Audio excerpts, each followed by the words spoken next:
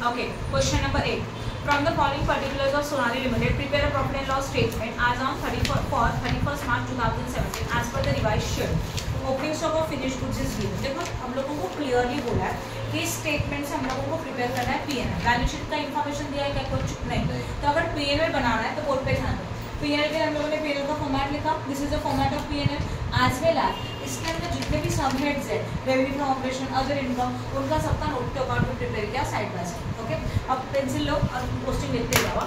Opening stock of finish goods, ये जाएगा change in inventory. लिखो opening stock of finish goods. Question number 8 है मेरे पास. Opening stock of finish goods change in inventory. Closing stock of finish goods same change in inventory. Purchases sales revenue from operation, right. Next dividend received. Income है ना, dividend received income है तो कहा जाएगा other income. लिखो other income. Depreciation and plant and machinery. अच्छा, interest received भी है क्या ऊपर? इंटरेस्ट रिसीव्ड भी other income. Interest received other income. Dividend received other income. Depreciation and plant and machinery. Depreciation and amortisation लिखो. General expenses है, expenses जाएंगे other expenses. Salary and wages employee का expenses है तो employee benefit expenses. Interest on debenture, interest on debenture finance expenses है तो लिखो finance expenses में. प्रोविजन फॉर टैक्सेशन, टैक्स है तो ये कहा जाएगा less tax. Then transfer to general reserves. General reserves में ट्रांसफर हो रहा है तो वो इसके भी नीचे आता है, प्रॉफिट आफ्टर टैक्स के नीचे. बताऊंगी कहाँ जाएगा वो, उसको थोड़ा साइड में रखो. And profit and loss of credit balance, previous year का क्रेडिट बैलेंस दे के रखा है. ठीक है, इसको भी बताऊंगी सम सॉल्व करते हो कहाँ पे रिकॉर्ड होगा. ये जो प्रॉफिट एंड लॉस है, ट्रांसफर टू रिजर्व है ना, वो एक्चुअल्स में part of the balance sheet. ये सब कौन सा पार्ट है? बैलेंस शीट का पार्ट है. तो हम लोगों को ये बैलेंस शीट में शो करना चाहिए. तो ये पीएनएल में आएगा क्या? नहीं.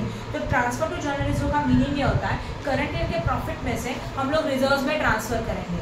तो एक्चुअल्स में बैलेंस शीट के फॉर्मेट में जो रिजर्व्स एंड सरप्लस है उसमें पीएनएल में से माइनस एंड रिजर्व्स में ऐड, राइट ना. और पीएनएल का डेबिट बैलेंस है मतलब लास्ट ईयर का प्रॉफिट है, ये भी जाना चाहिए बैलेंस शीट के रिजर्व एंड सरप्लस में.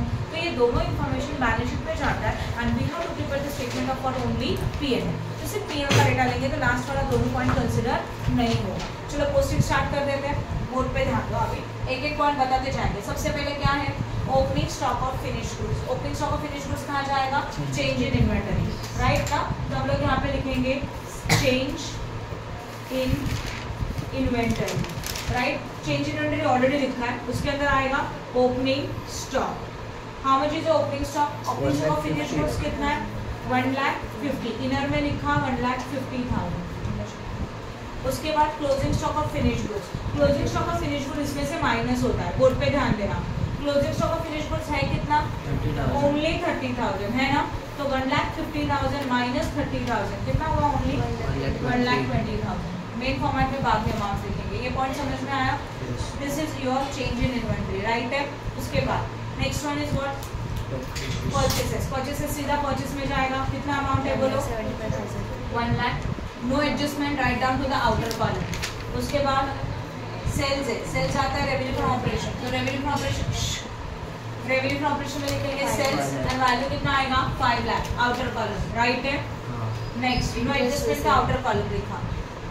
Next one interest received other income है. अदर इनकम में लिखेंगे interest received. How much? 20,000. Outer column 20,000. Then dividend dividend received. Again income outer column कितना अमाउंट आएगा?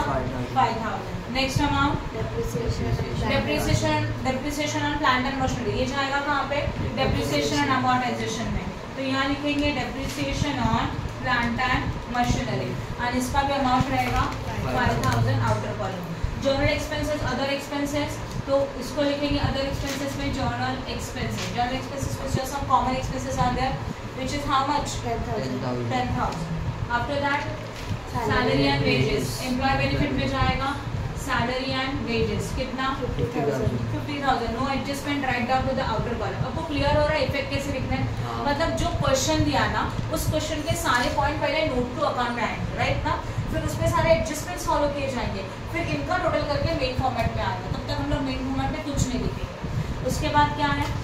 Interest on debenture. ये जाएगा finance expenses में. Interest on debenture. Finance cost में इसका अमाउंट है हमारा कितना 5000, राइट।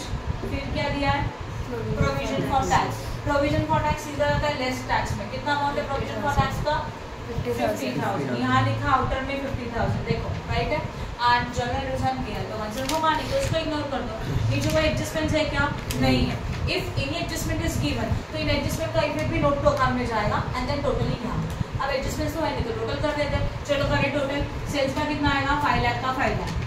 अदर इनकम का 25,000। फिर कॉस्ट ऑफ मटेरियल कंज्यूम में कुछ नहीं, परचेसेस में उतने का उतना ही है। चेंज इन्वेंटरी में 1,20,000 का 1,20,000। सैलरी एंड वेजेस 50 का 50, 5 का 5 and then again same. In out in this. चलो अब यहाँ ध्यान दो, मेन फॉर्मेट में लिखते हैं। सबसे पहले रेवेन्यू फ्रॉम ऑपरेशन में जाएगा सेल्स इनर कॉलम में कितना 5 लाख। अदर इनकम का टोटल देखो 25,000 इनर कॉलम में, राइट है। नाउ प्लीज बोर्ड पे ध्यान दो। रेवेन्यू फ्रॉम ऑपरेशन में के सामने हम लोग लिखेंगे note number 1 and other income के लिए 2। तो ये जो नोट नंबर यहाँ पे लिखा यही नोट नंबर यहाँ पे फॉलो हो जाएगा। हो गया दो। अब ये क्या है हमारा इनकम इसका टोटल। टोटल मतलब 5 लाख प्लस 25 अमाउंट आएगा 5,25,000 आउटर पर।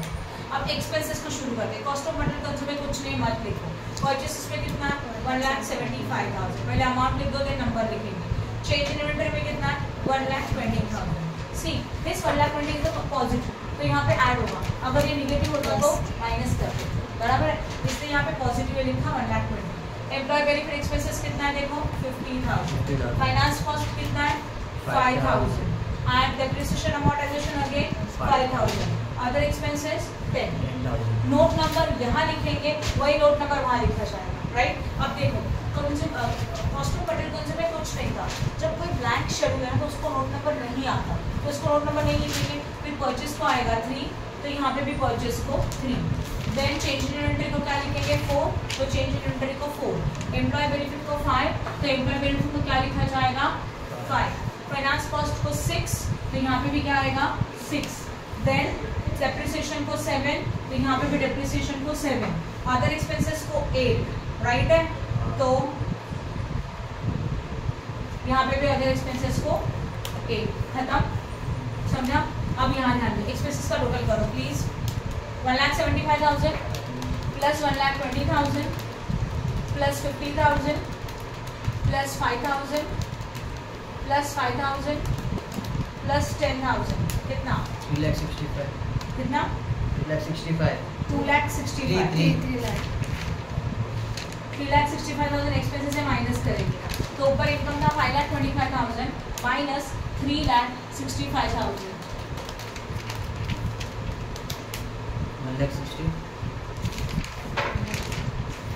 1,60,000 minus tax 50,000. You got what? 1,10,000, and this is known as a profit after tax. Any doubt in this? समझा कि नहीं? Clear है? Right है? Check करो. Question number 9. The following balances have been extracted from the following records of the VP Sugar Limited as at 31st March 2017. Sale of sugar. अभी अगर हमारा business ही शुगर का है तो ऑब्वियसली सेल ऑफ शुगर मतलब sales है और सेल्स जाएगा रेवेन्यू फ्रॉम ऑपरेशन में। देखो वहाँ पे revenue from operation, other operating income, power generation. Other operating income है तो अदर इनकम में जाएगा, राइट। उसके बाद अच्छा अदर ऑपरेटिंग इनकम है तो ऑपरेटिंग इनकम हम लोग रेवेन्यू फ्रॉम ऑपरेशन में लिख सकते हैं। ऑपरेटिंग का मतलब हमारा रेगुलर इनकम है तो इसको डालो रेवेन्यू फ्रॉम ऑपरेशन में। अदर इनकम में जाएगा, right. Cost of material consume कहाँ जाएगा directly cost of material consume. Increase in inventory of the finish goods WIP etcetera. अब जरा बोर्ड पे ध्यान दो, यहाँ पे क्या लिखा है change in inventory. Change in inventory का मतलब क्या होता है ओपनिंग स्टॉक में से हम लोगों ने क्लोजिंग स्टॉक माइनस किया। ओपनिंग स्टॉक कितना था 1,50,000 था, अभी क्लोजिंग कितना दिख रहा है 30। तो इसका मतलब क्या हो गया ओपनिंग के कंपैरिजन में क्लोजिंग स्टॉक कम है तो डिक्रीज इन इन्वेंटरी हुआ कि नहीं। तो डिक्रीज इन इन्वेंटरी होता है तो आंसर कैसे आया पॉजिटिव। इंक्रीज का मतलब क्या होगा यहाँ पे 1,50,000 है और समझो यहाँ पे 1,60,000 है तो 1,50,000 माइनस 1,60,000 डिफरेंस कितने का आएगा 10,000 निगेटिव। उसको बोलते हैं इंक्रीज इन इन्वेंटरी। समझ में आ रहा है? तो डिक्रीज इन इन्वेंटरी मतलब ओपनिंग स्टॉक के कंपैरिजन में क्लोजिंग स्टॉक रिड्यूस हो गया। तो आंसर पॉजिटिव आएगा। बट इंक्रीज इन इन्वेंटरी का मतलब ओपनिंग स्टॉक के कंपैरिजन में क्लोजिंग स्टॉक इंक्रीज होगा, और इंक्रीज होगा तो ये आंसर नेगेटिव आएगा, राइट। तो ये जो है इंक्रीज इन इन्वेंटरी, तो ये इंक्रीज इन इन्वेंटरी जाता है चेंज इन इन्वेंटरी, बट ये कैसे आएगा नेगेटिव। देखो वहाँ पे इंक्रीज इन इन्वेंटरी जाएगा चेंज इन इन्वेंटरी, और उसके अमाउंट को ब्रैकेट करो, क्योंकि इंक्रीज क्या होने वाला है माइनस, मतलब यहाँ ध्यान दो, जब यहाँ पे आप चेंज इन इन्वेंटरी लिखेंगे तो आप इसको क्या करेंगे ब्रैकेट करेंगे, और इनको टोटल करते ये क्या होने वाला है माइनस। समझ में आया? यस, डायरेक्टली अमाउंट जाएगा। तो इंक्रीज इन इन्वेंटरी माइनस होगा, डिक्रीज इन इन्वेंटरी प्लस होगा, right. Next salary and wages कहाँ जाएगा, employ benefit expenses, contribution to PF and gratuity fund. Obviously हम लोग किसके लिए कर रहे हैं, एम्प्लॉयज के लिए कर रहे हैं, तो ये भी जाएगा employ benefit expenses. Depreciation, depreciation amortisation, amortisation भी same, depreciation and what amortisation, right. उसके बाद next one is what, power and fuel, other expenses, rent and taxes, other expenses, finance cost, tax expenses, less tax, and paid up equity share capital नहीं आएगा। Why? Because this is a P&L and this equity share capital balance sheet में लाना चाहिए share capital में, तो इसका information नहीं आएगा। ओके, समझा? खत्म। क्या बोला है क्वेश्चन में, देखो, you are required to prepare a statement of profit and loss for the year ended 31st March, only statement of P&L।